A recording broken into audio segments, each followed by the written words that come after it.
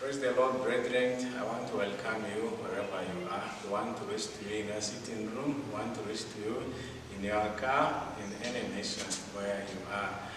We're going to start our service this morning. The Bible says that we are two or more gathered by my name. My presence is always amidst of them.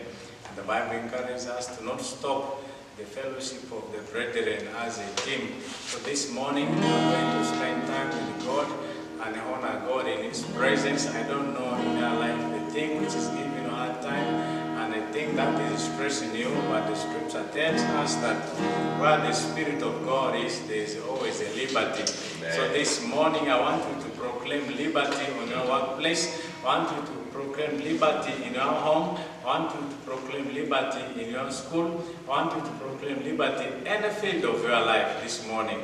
Because where there's always a peace, always life is in that place. So we are going to lift our voice before God. We are going to honor God and sing this song after which I want us to declare the thing the Bible says that if you believe in your heart and you confess with your mouth that Jesus is the Lord, you will be saved. And the thing that comes out of our mouth are the thing that will create our day. And because the Bible says the power of death and life lies on our tongue. So I want you to declare over your Sunday this morning. Yes. I want you to speak faith in your Sunday. Speak great things over your life. That God will do amazing things. We are going to celebrate God in this song. I want to challenge your faith to speak things like never before in this season. Hallelujah. Amen. We give you glory, Lord, as we honor you. We give you glory, Lord, as we honor you. You are wonderful. You are worthy of honor. You are wonderful. You are worthy.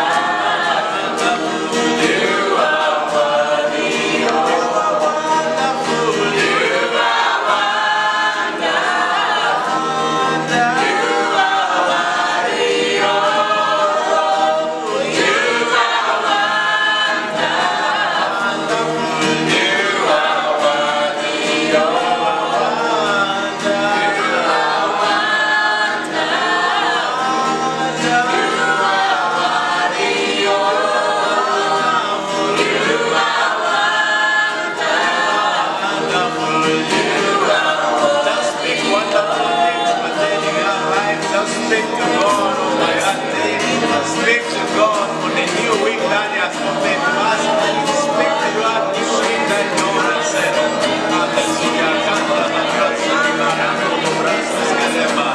Last week, we thank you, God Almighty, we celebrate the King of Glory, the Rock of Ages and the King of Glory. We thank you that you have set us high above all the principalities of power, powers, of God. We give you thanks. Jesus, you are the King of Glory. We thank you that we carry the life of God. That is our victory. We thank you for defeating the devil, the prince of God. We thank you that you are the rest of the very of God. We celebrate all of you and we bless you in your life. And it's to see the life of abundance of people of God. We celebrate you, Jesus, that every day the gates of God days are open and faster like never before. We celebrate that we are stepping into the seasons in which are assigned for us. I thank you that you are by future our spirit. Day and night you are realizing us. You have made us a whole every day. We thank you that we live a life that is beyond condemnation of the enemy. For the Bible says now there is no condemnation of the enemy. Praise God. God is the spirit of life in Christ Jesus. I said that from the power of sin and death. For we live above the power of sin. We live above the power of sin. For we are more than conquerors. Christ will save us. And for the one who strengthens us and we can do all things. Christ will strengthen us in our weakness. The Bible says that the wisdom of God is revealed unto the one who knows. We thank you, God. The word says you have chosen this thing of this world. You deserve to know the wisdom of this world. Lord, even in our weakness, our power reveals itself like never before. And we thank you that though we are outwardly lost every day, but inwardly you are renewing us every day and you are growing stronger like never before. The Bible says, for them who wait upon the Lord, they shall renew their strength. They shall mount wings like the eagle.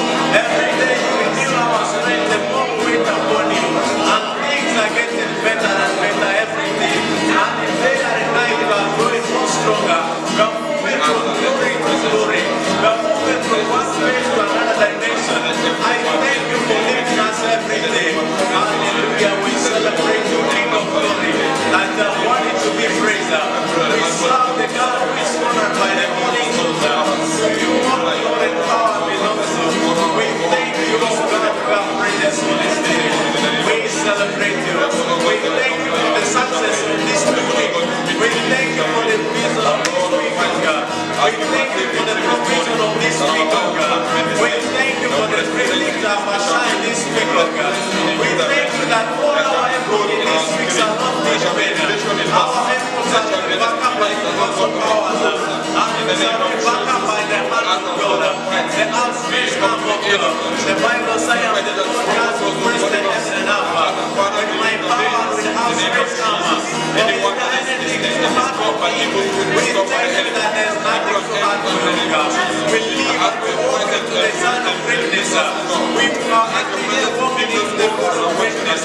We thank you that you are great God. And have made our week to be great, oh God. We thank you for the health of this week. We shall continue to be healthy. We thank you for the power of Holy Spirit. For the things that you have experienced in the last week, oh God. We believe this week shall be greater like never before. Nothing shall hinder us. Doors are open to us on high speed. I thank you, I thank you, Son of God. Cantos of the blood of Jesus. We bless you, O God.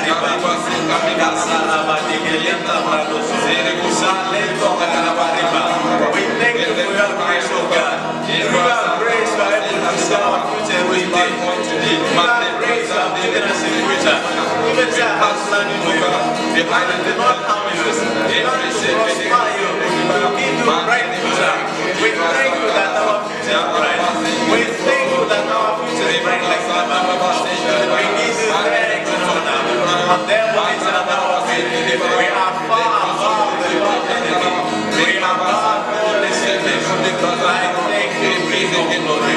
I celebrate you. I give you glory and honor. We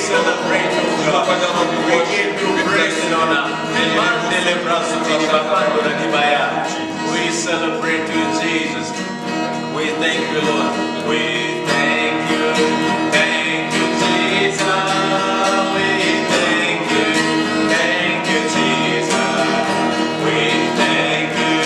Thank you, Jesus. In our heart. We thank you. Thank you, Jesus. We thank you. Thank you, Jesus. We thank you. Thank you, Jesus. Oh Lord, we thank you. Thank you. Thank you, Jesus. We thank you. Thank you, Jesus. We thank you. Thank you, Jesus. In our heart. We thank you. Thank you, Jesus. We thank you. Thank you, Jesus. We thank you. Thank you, Jesus. In our heart. Somebody just give a mighty hand to Jesus. The Lord God. Jesus, thank you, supreme. We thank you. We thank you, God. We celebrate you. That is who He is. Our God is worthy to be praised. The Bible says, if you believe without doubting in your heart, then think that you have spoken in your heart. God has already answered in them. Hallelujah. We are going to welcome our praise and worship team. They are so much beautiful. They are going to take us to a throne room of God. We are going to celebrate the name of Jesus as a team. Hallelujah. Let's put our hands together to invite them and allow them to take us to most welcome. Amen. Praise the Lord. Amen. Hallelujah. The Lord, we are so saying, oh, happy day. It's a happy day to be in the presence of the Lord. Hallelujah. Oh, happy day. That makes my joy. On you, my Savior, and my God. When made His grave, for love rejoice, and tell of Christ's redeeming blood. Oh, happy day, that fixed my choice. On you I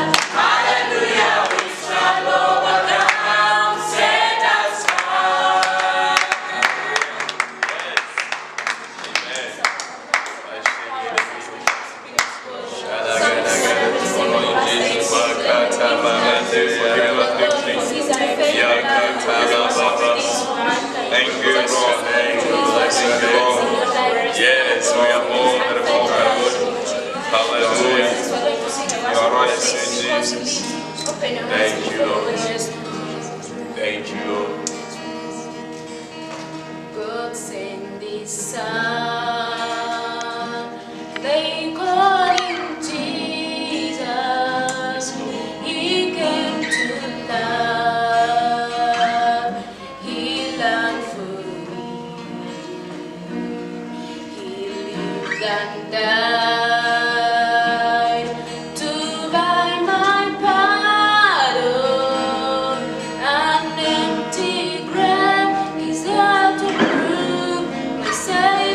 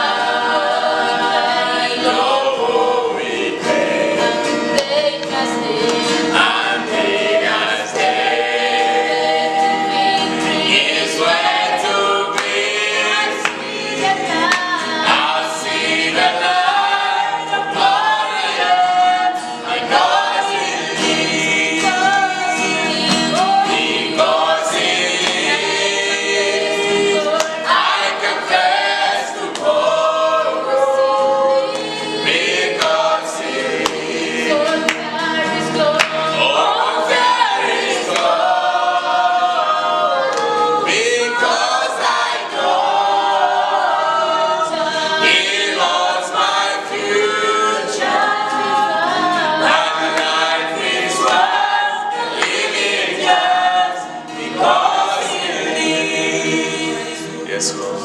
Bless your name. Everything's living just because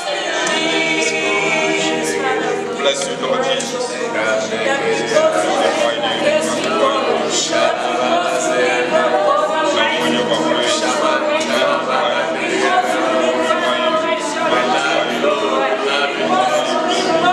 Because of me, we can face tomorrow. We are more than conquerors. That's why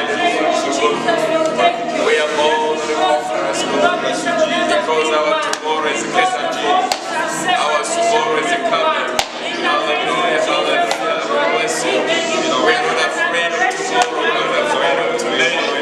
Lord, we bless you, Lord, for taking care of us tomorrow. For covering us, Lord God. For taking us from glory to glory. Hallelujah. We bless your name, Jesus. Yeah, I want to thank you, Lord, for this morning. I want to thank you for this beautiful Sunday that you have given to us. Thank you for the worship that your Spirit has taken us into.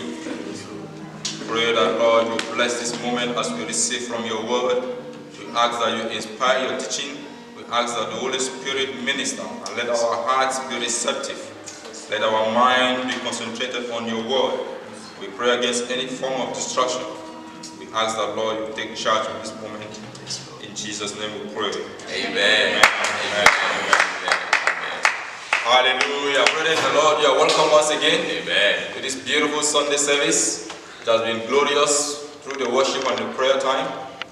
We started with rejoicing, and we know that God lives, therefore we have reason to rejoice. Amen. Amen. I believe God has already ministered to your heart. I want to receive from the word of God. 2 Sundays ago, we began our teaching on marriage as God intended. Marriage as God intended has been our topic. And we skipped last week Sunday, but we are back to continue from that series. But we had good news in Uganda. Hallelujah. The churches are open. Praise the Lord. We have been locked for like 3 months or so. And we are not able to fellowship as brothers and sisters together physically. Yeah. And that is why we have been using the media platform. But we are going to continue also with the media platform, even though the church is on. So from this Sunday, we are going to come together to worship God in His sanctuary. And we are happy for that. We believe that there will never again be a lockdown in Uganda. Hallelujah. Hallelujah. That's our prayer. You pray along with us. Amen. Okay, we continue with our teaching. Last time, 2 Sundays ago, we began by talking about live cleft. Living and cleaving. Most of the time, we do not really understand the perspective of living and cleaving. Some of us are not left, yet we are cleft. So it cannot work. You cannot, cleave without living. So for you to cleave, you need to live. That's why the Bible says that a man shall leave his father and mother or his environment or wherever he is and cleaved or joined to his wife. And that was what we talked about last week. We are able to expatiate on what it means to live. We talked about physical living, we talked about spiritual living, we talked about emotional living. So these are the things that we tried to explore last 2 Sundays ago. And as I said before, that this time we are going to look into cultural influences on marriage, which is so much, because we live in an African setting, and even in the Western setting they have their own culture there.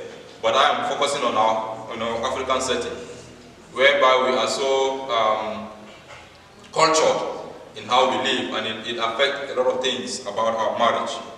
And so I want to ask some questions, rhetoric questions.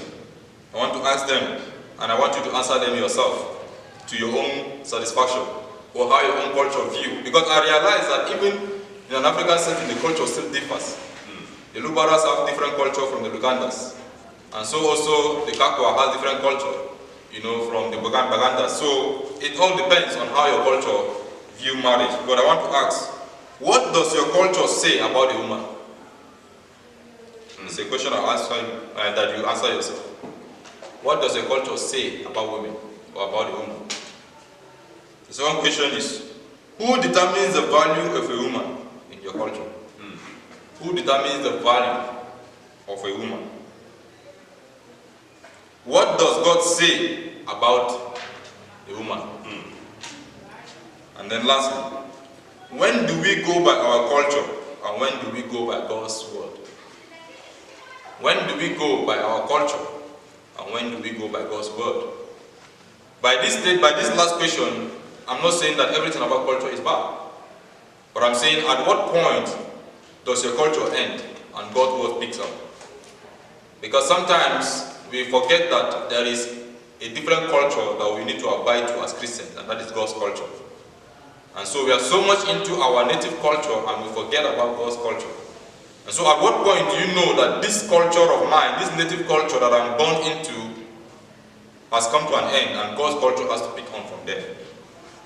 If you are able to answer this question honestly, then you know that you have been in error in your marriage, you have been in error in your relationship, you have been in error on how you view women or how you perceive women. Because I know from my own setting, from my own upbringing, there's a lot of wrong things or wrong teachings that my culture has given concerning women.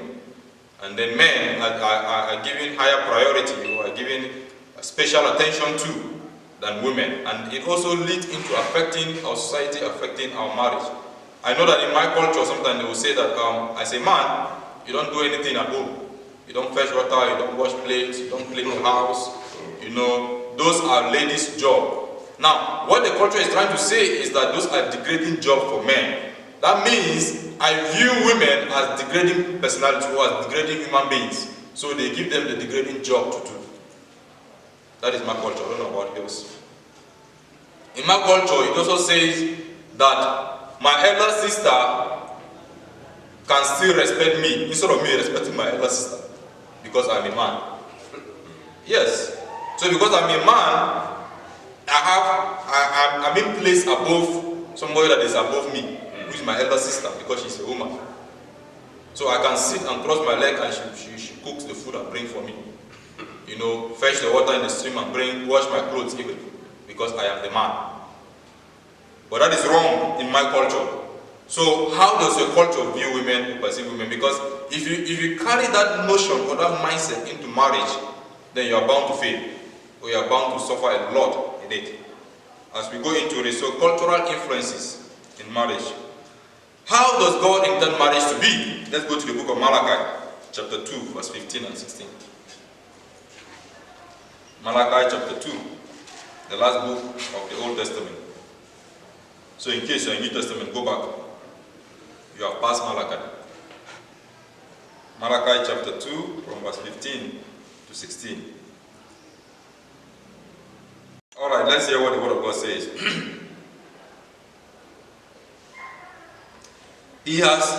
Has not the Lord made them one, in one flesh and spirit? They are his. And why one? Because he was seeking godly offspring. So guard yourself in your spirit, and do not break faith with the wife of your youth. Verse 16. I hate divorce, says the Lord God of Israel. And I hate a man covering himself with violence, as well as with his garment, says the Lord Almighty. So guard yourself in spirit, and do not break faith. Verse 15 made a very clear and profound statement. Has not the Lord made them one, in one flesh, spirit? They are his. First of all, you are made one, and then you are God's offspring. You belong to him as couple. So you are made one, but you belong to God. So who is the head of your home? God. Because you belong to him. He joined you, and you are, together with him, so that you can produce godly offspring. Why we have a lot of ungodly offspring today is because God is not the author and the finisher of our marriage. God is not, we are not his. First of all, we are not even one flesh. We are separate flesh. You get to understand the idea. Let's look at Genesis chapter 1, verse 28. Genesis chapter 1.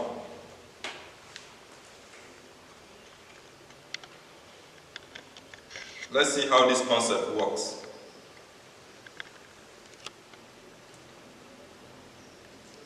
Let's start from verse 27 and 28.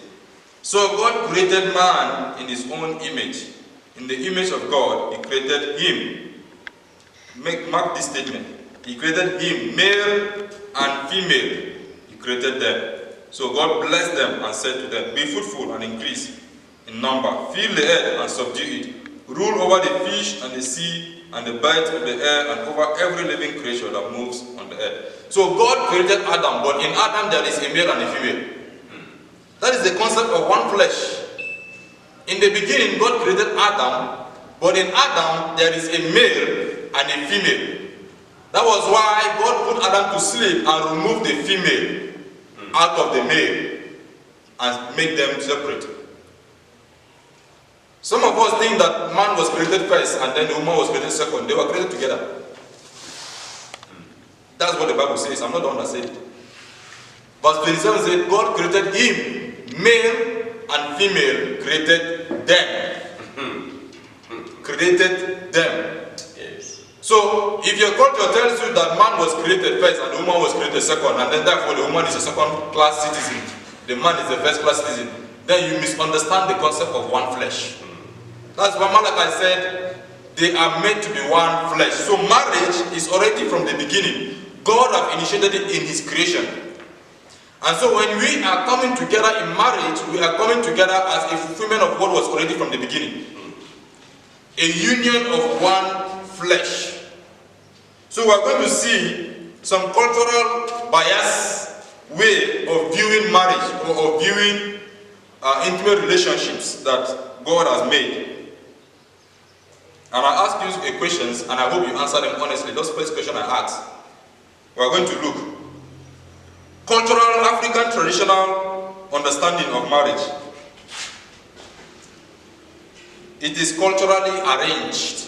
Marriage is culturally arranged. It's an arrangement that is done between, maybe the family of the bride and the family of the groom. They arrange it.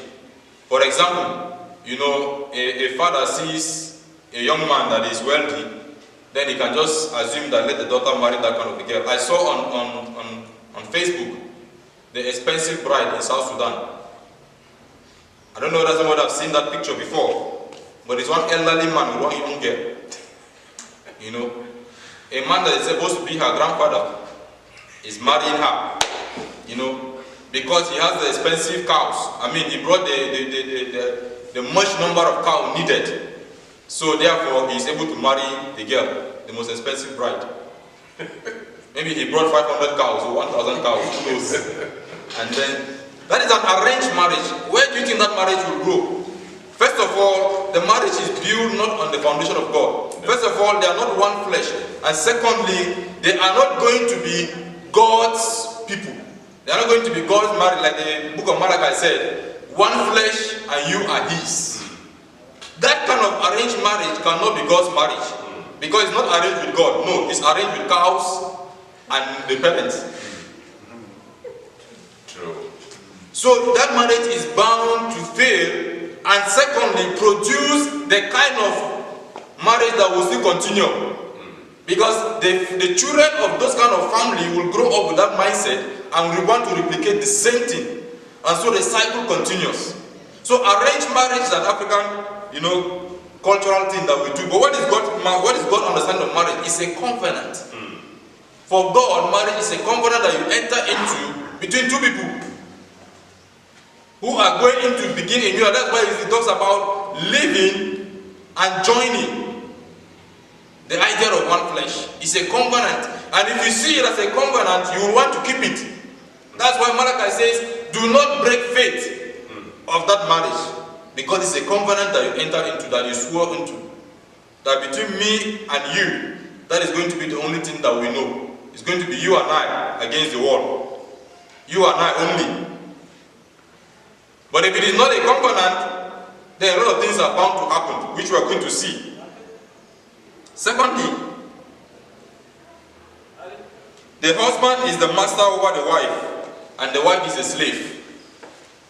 Most of our African traditional marriage or mindset concerning marriage is that the husband is the master and the wife is the slave. So he can do as he wish. The The husband can, you know what, you know the idea of a master and a slave. You order them around. You know, you tell them what to do. And that is what some husbands are doing in marriage.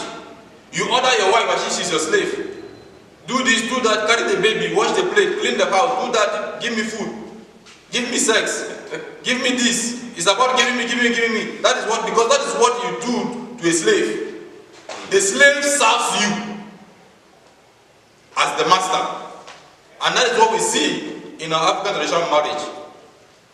The wife is meant to serve the husband, and the husband is meant to lord it over the wife. That is not how God sees it. How does God see it? Husband and wife are equal in value.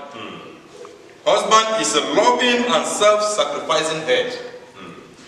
Husband and wife are equal in value. You remember what we read in Genesis? God created them. We are equal in value. Before God, we are equal. And our value is equal. So if you see, like Pastor David, for example, I and Pastor David are pastors. As we are pastors, Pastor David will not see me as a junior pastor and he is a senior pastor. No. We see ourselves as people of equal value. That is why I can share, he can share. We can be able to preach at the same level. There is no platform that Pastor David will want to climb that he will not let me climb if I'm to go there. And there is no platform that I will go to preach that Pastor David cannot preach, because we are pastors. We see ourselves as equal in value. So we are able to do things together. Are we getting it? Yes. So also in marriage. You don't make your wife your slave. You are equal. There is a story in the book of Philemon, or Philemon, whereby there is Philemon and his master and his slave. Philemon was the master, the slave was Onesimus. And Philemon has been treating Onesimus as a slave, but Onesimus stole from Philemon and ran away. You can read the book of Philemon, it's just one chapter, and see that story. Now Paul was writing to Philemon and was telling him that now, bring in Onesimus no longer as a slave, but as a brother in the law. Because the idea of slavery and mastery is not God's idea. It's our culture, it's the world that has made it that way. So also marriage should not be in that pattern. If you are the one that orders your wife around, then she is bound to be unhappy. She might not tell you, but she is unhappy to be treated as a second-class citizen in the home. That's why she cannot do anything without your approval, because you are the master. But yet, you as the man can do whatever you want to do without your wife's permission or without your wife's consent, because you are the master. That is what our culture tells us. And I know, as a young man growing up, you are told in our culture, in our African culture, to be a man. What does that mean? What does that mean to be a man in your culture? It means that you should have authority over women. That is not how God makes it to be. You are supposed to be a sacrificial, loving husband. Sacrificial. Just like Christ sacrificed for the church. That is how it's supposed to be. Because you know that we are equal in value. And if you see your wife in that manner, then you are bound to have a sweet home. I once had a statement that was said that women are like bees. You know, if you treat them well, they will give you honey. If you treat them badly, they will stink you. So if you want to have a honey in your home,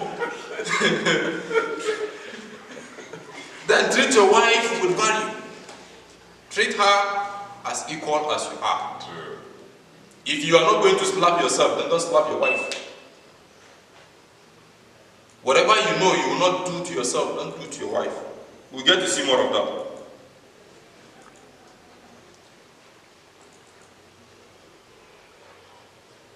The husband is the center of the home. It's all about him obeying. That's the African traditional marriage. But the Christian or God's marriage is that it's centered on God, followed by you. It's not centered on the husband, it's centered on God. But the African traditional marriage is centered on the husband. He is the Alpha and the Omega in the home. You know, some people fear their husband more than God. It's not centered on the man. Don't put yourself in the position of God in your home. As a man, don't do that.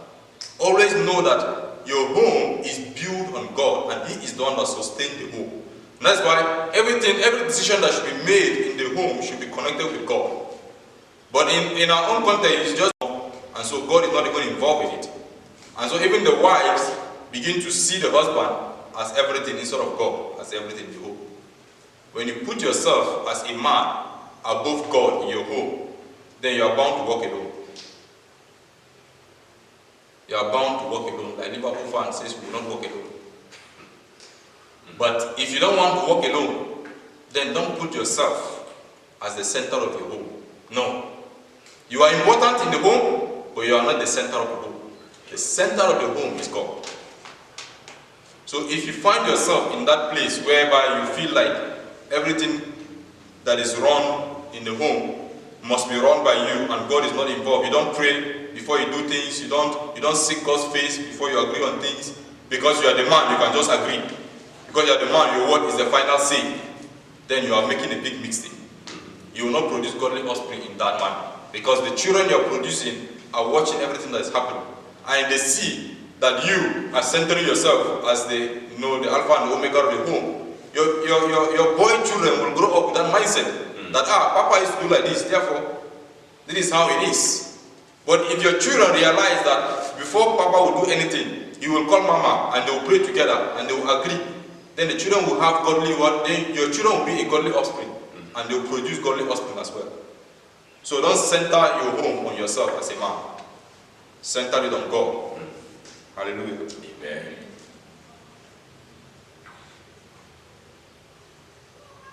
Obedient relationship. There is order, but sterilely. It's an obedient relationship. The wife is just obey. But in God's concept, it is a loving, intimate, and fulfilling relationship. It's not Brigadier General and the Sergeant. Yes, sir. Whatever he says, Sean, sir. No, it's not a military cantonment. Whatever he said is what stands. The wife is just to obey. And if the wife dare do something contrary to what the husband says, you will see slap. Or he will leave the house. I told you to do this, and you went and do the wrong. Are you talking to your wife or you are talking to your servant? It's not supposed to be like that. It's supposed to be a loving, intimate relationship. Not based on obedience. Not based on just do what I say. It doesn't work like that. A marriage that is built on that is bound to fail. That's why you see some people, they can be in the marriage, but they are not in the marriage. They're just there like a zombie. Following whatever happens. Whatever happens, you go. You see, most of the times we fail because we refuse to give room for our wives to be able to go against some of our decisions. Because whatever you say must happen. And so you see that whatever you are saying is failing. Moreover, your wife had wisdom, but she could not be able to say it because it's a kind of an order setting. It's an order. So she doesn't have a say. It's just like, an army going to a war, and whatever the commander says is what happened. Just go, even though they are going to kill them. So even as a sergeant, you have a better idea. You are not allowed to say because your superior commander has said the final word. So just move. That is how some people marriage is. We move one line, the husband line. You cannot take another line again. That is not marriage. That is a military barrack. So if your marriage is like that, as a man, I wish men are watching this, so that they can take note. And if they are not watching as a wife, play it for him when he comes. Tell him I have a movie for you. Come and watch. So that he will learn, because we need to change that culture. It's cultural. It's an African culture. We grew up with it like that. But as believers, we don't allow our culture override God's culture. That's why I ask you, at what point does your culture end and God's culture pick up? That is what we're trying to establish here. Husband can terminate at will. The husband can terminate at will, or he can pick another wife whenever he wants. That's an African culture. Yes. If you are tired of the woman, you can change her like clothes. You can buy another one. Like I've worn this suit for some time now and I want to change it. I'll just go to the market and pick another one. And maybe I give this one out to somebody. Or I don't wear it again. That's what some people do. They forget that they had married a wife before. They just abandon her in Arua and go to Kampala and pick another one. And start another life there. Or they can just terminate the marriage. Because maybe the wife did something wrong. Or maybe there is something that happened. Or he's just dissatisfied with everything. He can decide to terminate the marriage. But what does God say in the book of Malachi? What does God say? I hate divorce. I hate divorce. The marriage is still dead. Can you terminate your flesh? Because already when you marry, you are one flesh. So can you terminate your flesh? If you see yourself as one, can you terminate yourself? Why are you terminating the marriage? Can you separate yourself from yourself? Because that's what happens when you separate yourself from your wife. For the fact that the culture says you can marry 4 wives does not mean that that's right. For the fact that your grandfather marries 10 does not mean that you should follow the same footstep. Or your father marries 3 does not mean you should follow the same footstep. That is not God's own. God's culture is that the two shall be one flesh till death do them apart. That is what God. Today, divorce is growing on the rampart. Because we have misunderstood the concept of one flesh. We see ourselves as separate flesh living together. But you are one. And therefore you should stick to each other. And remain in that covenant that you have entered into. And that's why when you come to church, you always say the last word. Till death do us part. You always make that statement whenever you do your vows in the church. Till death do us part. What happened to that statement? It's because you are not joined as one flesh. You are just joined with words. In your mind, you are still you. And your wife is still her. You are not one flesh. So if you are living your marriage like that, even though you have not married a second wife, or you have not separated from your wife, I want you to know that God does not permit that as a Christian. He said, I hate it. So don't break that covenant because I hate it. And when God hates something, you should also hate it. Do you hate what God hates? Then divorce is one of the things that he hates. And therefore don't involve in it. And sometimes you say, I did not divorce, I only added 1. It's the same thing. Because according to the marriage, 1 plus 1 is equals to 1, not 3. So if you are adding 1, it's the same thing as divorce. Yes. Although you are staying with the 2 wives, so don't go into that. And in case you are, some of you are not adding 1, but you are adding children outside, that is still the same thing.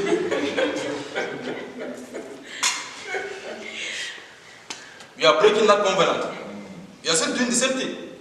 So you are not hating what God hates. You are doing what you want to do. I am hard on husbands today because we are the major problem in an African marriage. Wives, they have their own, I'll do their own next week. But we are the major problem. And that is why it's good for us if we can be able to change to God's culture. Then you realize that we're going to have very sweet marriage. We're going to have very sweet homes. We're going to produce godly offsprings. We're going to enjoy the fruit of what marriage is all about. So don't terminate your marriage and don't add another one. Whether children or wife, don't add another one. Because that is not what God intended for us. Another thing, in an African marriage, it is created by paying dowry. Like I first gave the example of the expensive bride in South Sudan. The marriage is on the foundation of dowry. The dowry you have determines the husband you marry. And it has gone into the mind of a lot of ladies today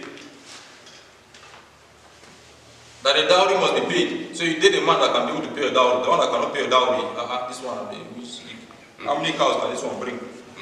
No. That is wrong.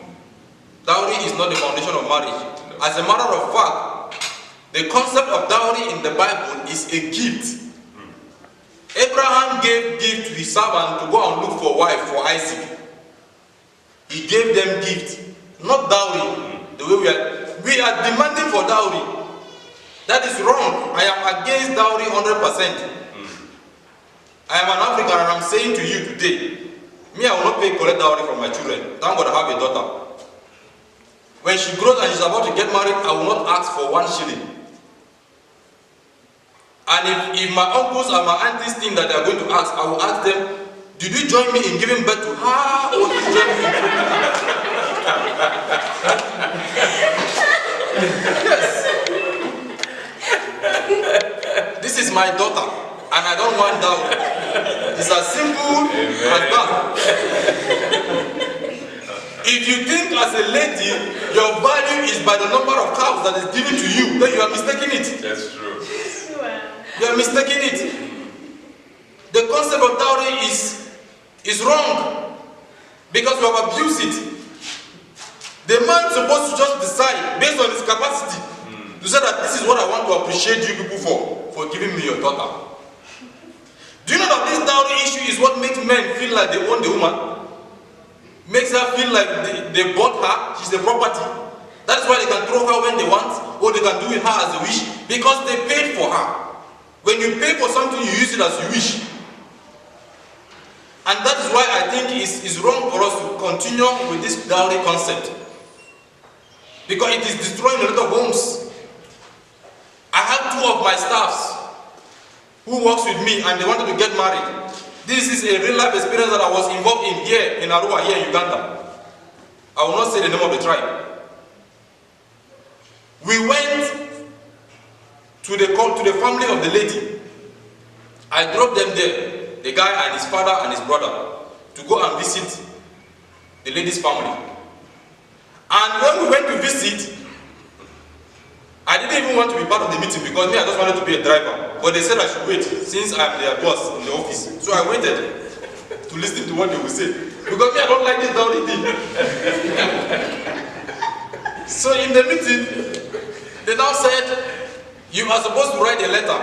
Now, in my naive Nigerian way, I thought maybe the letter is to go and sit down and write and say that now I am coming to visit you to see your daughter. They say the man did not come with a letter. So me, I thought it's just a paper and ink letter. No. They said that you need to put money in the letter. So that was a new experience for me. That's not even the dowry yet. And do you know how much they were demanding for? 3 million shillings to be in the letter to say that I am coming.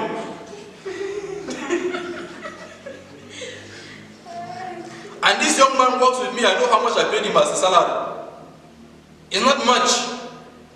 Do you know how much you will need to save to be able to raise 3 million shillings to give for letter first before he need to save to pay for dowry?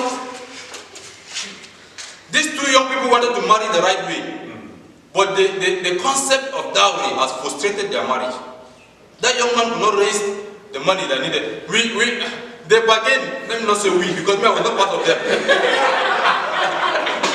They bargained that money to like 1.5, but still that was too much. So the guy stayed for like 1 year. He was not able to send the letter. He wanted to send 500 shillings, and I think they refused it. 500,000 already, not 500 shillings. 500,000 shillings, and I think they did not agree to it. They wanted more. So the marriage was being dragged long because of this letter only. Because until you submit that letter before they will give you the list for the dowry. So the family of the guy was saying, come and marry in our village, forget that place. You see what we're doing? These people love each other and want to stay together, but dowry has break them apart. So they waited and the family are not agreeing. At the end of the day, these young people decided to cohabitate. You know what cohabitation means? They just started staying together. Now they have a child. First of all, you missed the 500 shillings he would have given you, and you missed the gold that maybe 1 or 2 that he would have given you, and now he has a daughter. They are married. Whether with you or without you, they are married. Without 1 shilling. Now they are staying together. So the little thing that you would have gotten, you don't get any again now. This is a life experience that happened here. I was part of it from the beginning to the end. Now, these people, they are still working with me up to now. I'm talking to you. They have a child. When they gave birth to their child, which was one of the points, is that the marriage is built on ancestral powers. We so much believe in spiritual ancestral powers, African culture. And that was the concept that they were having. That because they did not pay dowry, the girl will not give birth. Do you have that belief in your culture also? Or if she gives birth, the child will die. And truly, when the lady was in labor, she suffered. She suffered seriously in labor. We have to pray, you know, the baby was not coming out. And when the baby comes out, the baby had to be on oxygen because the baby was practically almost dead. The belief that they had was about to happen to them. But we prayed and stand in the gap. We said, although you cohabitate, but we want to believe that God has forgiven you and God is going to restore you. And we prayed and God helped them and the child survived and the child is kicking now. Amen. So whatever cultural beliefs you have, that if you don't pay dowry, your marriage will not work, all those rubbish, it's a lie. If your foundation is on God, if the marriage is built on God, it will survive. You will give birth to children and everything will work fine. I'm going to end with this dowry because I want to emphasize it so much. There are a lot of things, but I can continue from next week Sunday. Please, parents, and please, young people, don't kill yourself with dowries. This dowry thing has made people or young people to be staying together without getting married. Now, you say they should pay dowry, they did not pay. Now he's staying with her. Now he impregnate the lady, you give him for free. Now he came the right way, you refuse to allow these young people to marry. Because of dowry. He said, I trained her in school. She's a graduate, you have to pay the school fees. He has to pay the school fees that you used in training the lady. What are you thinking? What do you think marriage is? Because the lady is carrying the man's name does not mean that she's no longer your daughter. She is still your daughter and he is your son-in-law. So he is part of your family. You can always access him anytime you want. You can be in trouble tomorrow. This your son-in-law will be down to help you. You can be sick. He might be down to save you tomorrow. It doesn't mean that the family is broken because you are giving your daughter to them. So don't allow dowry to prevent young people from getting married. In Uganda today, how much are our youth earning? Now, that's why people are not married until they are 40. Because they're busy planning for how to do it. Meanwhile, girls are multiplying, but the men are still having children with them outside and not marrying. Sleeping around and not marrying the right way. Why? Because of dowry. That is our African culture and that is wrong. Now the devil is using that. Instead of building families, he's building children that have no parent. And the cycle is continuing. So let's stop this. I'm emphasizing this so much because, and those of us who are here, let's not allow that to be our foundation for marriage. If a man comes to you and I said, I seen your daughter and I want to marry her, tell him I am happy you came, my son. I give my daughter to you. Go and call your pastor, let's pray and bless you. Right? Yeah. Wedding is a one-day activity. Marriage is a lifetime activity. People are preparing for wedding and not preparing for marriage. We'll talk about that next week. God bless you for your time. And I believe that you're going to take note of this. Respect your wife.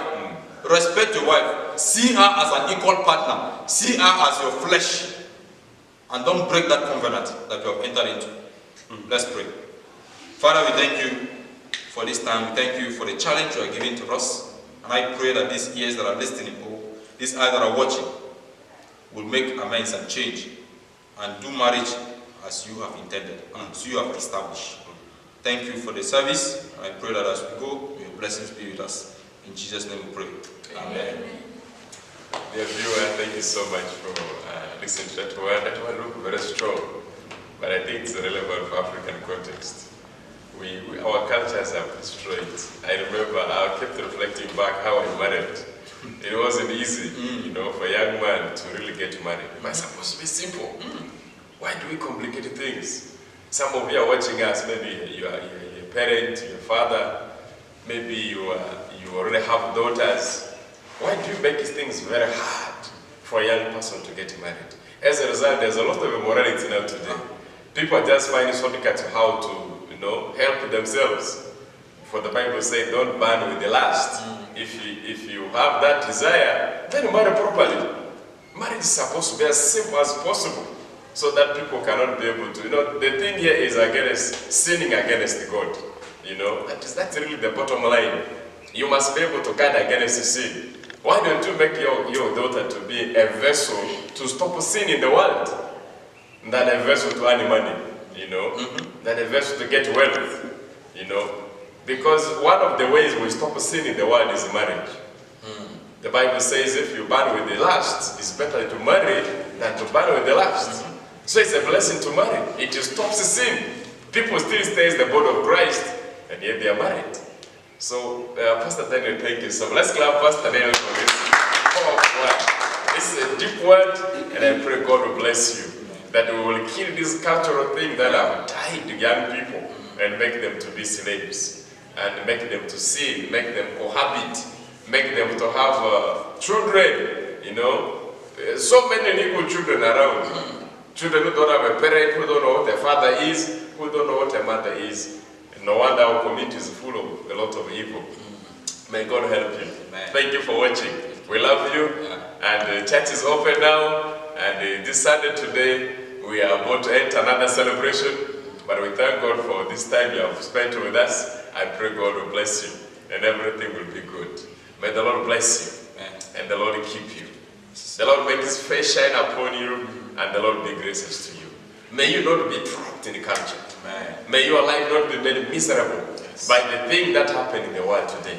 May God of heaven give you peace, and God give you wealth, God give you riches, God give you great ideas this week. As you move out, as you come in, may you be prosperous. May you have the peace. Now the peace of God, which transcends all human understanding, the peace we have received, the peace of the Calvary's cross, the peace of the God the Father, the Son, and the Holy Spirit be with you now and forevermore. Amen. Amen. God bless you. Have a wonderful Sunday. Bye-bye.